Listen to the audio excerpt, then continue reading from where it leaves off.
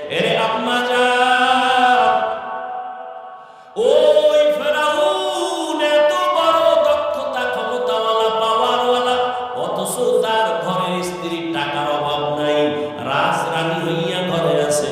কিন্তু আমার মাওলাকে এমন আপন করে নিছে। একদিন ফেরাউন নজর করে দেখে আসিয়ার জবান থেকে আমার আল্লাহর একটা নাম বের হয়ে গেছে। ফেরাউন যে শুনছে, আসিয়া তার দেখে নাই। ফেরাউন শুইনেই আসিয়া, আমি তো এখানে দাঁড়ানো জানি, তুমি কার নাম বললা?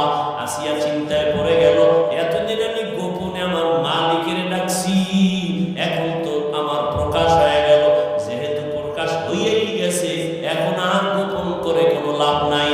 মরণ হলেও আমার লাভ, জিন্দা থাকলেও আমার লাভ। মুসলমান মরলেও লাভ, মুসলমান বাঁচলেও লাভ।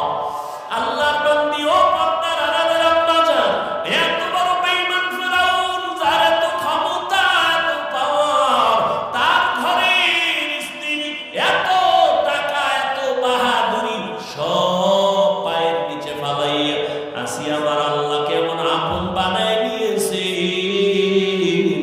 আসিয়া ডাক দিয়া বলতেছে, ফেরাউন, আমি আমার রবের নাম জবানে উচ্চারণ করেছি।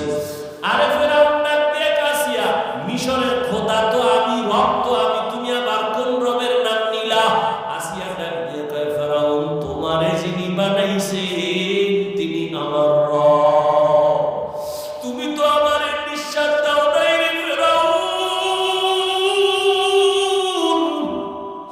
আমার এই কথা বলার শক্তি তুমি দাও নাই, যিনি দিয়েছেন তিনি আমার রব।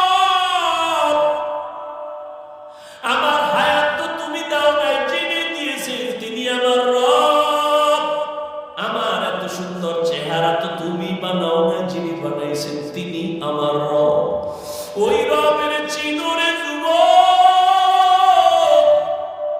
এত বিশাল সূর্যটা তোমার গোলাপ বানাইছেন তোমার রব। এত বিশাল চাঁদ তোমার আমার গোলাপ বানাইছেন তিনি আমার আপন মাবুদ। ওরে আমার মালিকের চিনো, বাড়ি চিনছো, গাড়ি চিনছো, মা বাবা চিনছো, একবারও চিন্তা করছো নিয়ে এগুলোর মধ্য থেকে যে আমার এত সুন্দর চেহারা কে দিলেন, তারে তো চিনলাম না। আব্বা জান আমারে টাকা দেয়, লেখাপড়ার খরচ দেয়, আমি আব্বারে চিনা পাগল হয়ে গেছি, আব্বু আব্বু বলে ডাকি। আম্মা জান আমারে ঘুম পাড়ায় মশারি টানায় দেয়, খানা দেয়, আমি আম্মু আম্মু বিনা পাগল হয়ে গেছি। কিন্তু আম্মু জানের চেহারাটা সুন্দর কে বানাইছেন, তারে তো একবারও খুঁজলাম না। আব্বা জানের এত সুন্দর করে কে বানাইছেন, তারে তো একবারও খুঁজলাম না। ও আল্লাহর গোলাম, দুনিয়াতে সব পাইছো, কিন্তু রবের এখনো পাও নাই। রবের একটু তালাশ করি ওরে যুবক। এত সুন্দর মেধা যিনি দান করেছেন তিনি আমার রব। এত সুন্দর কণ্ঠ যিনি দান করেছেন তিনি আমার রব। এত সুন্দর জমিন আমার গোলাম বানায় দিয়েছেন তিনি আমার রব। দুনিয়ার কোন সরকার আমার পানি দেয় না, নদীর মধ্যে এত পানি, এত মাছ দুনিয়ার কোন সরকার দেয় নাই। এগুলো আমার গোলাম যিনি বানাইছেন তিনি আমার রব।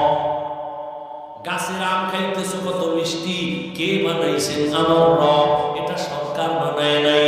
ও আল্লাহর বান্দা, তুমি তো ঘুমের মধ্যে মরে গেছো, ঘুমের দোয়াটাও তো মরার দোয়া। আল্লাহুম্মা বিসমিকা আমুতু ওয়া আহইয়া।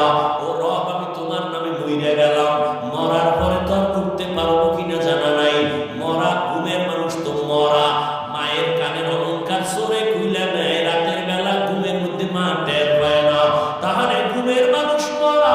ওখান থেকে যদি আমার কেউ না উঠাইতো, যিনি আমাকে আবার সুস্থ বানাইয়া সজাগ করাইছেন তিনি